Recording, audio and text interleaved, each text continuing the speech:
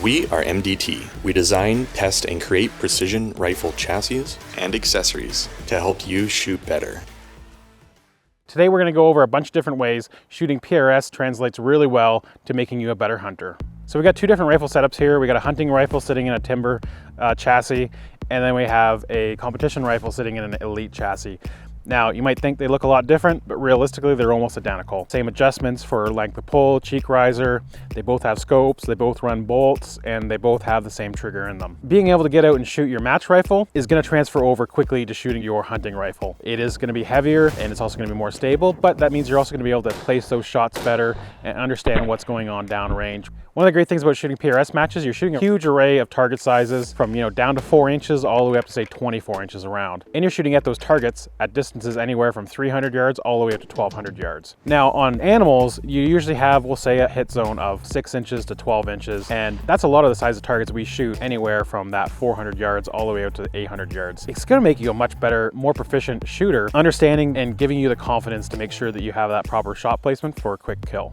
Looking down range and seeing what the wind is doing, how the trees are moving, or the little bit of mirage is definitely gonna help you understand what's going on down range and make sure that you're having the best shot placement possible. When you're shooting a PRS match on the clock, you really need to focus on building your positions very quickly and then becoming stable and slow down to get that shot off. That translates over extremely well in a hunting situation. Say if you have a coyote come out of the woods, out of a corner of your eye, you have to swing over, build that position fast and get your shot off. On top of building your positions very quickly, shooting a PRS match allows you to see different ways to build those positions. Say using a tripod for front support, rear support, grabbing a triple pull and using that for front support. This allows you to be a lot more creative in how the positions you are building. At a lot of different PRS matches, you get a mover target stage that allow you to figure out how exactly you want to lead those targets. Generally, we use what we call as a trapping or a tracking. This lets you set up to make sure you can put that shot on target every single time. So when you do have that coyote come out in front of you and it is at a full run at 200 or 300 yards, you'll be able to understand where you need to put your reticle at to make sure you put the proper placement of shot. One of the other cool parts about this as well is because you've built a good position from all your PRS shooting, you'll be able to see if you do miss and readjust for your lead. So when you're shooting a PRS match, you become very familiar with your optics, how to dial your optic, how to bring it back to zero, how to zero your optic even better than how you used to before. This translates over great to hunting, just allowing you to understand what is actually going on with that scope, because a lot of people find it kind of scary.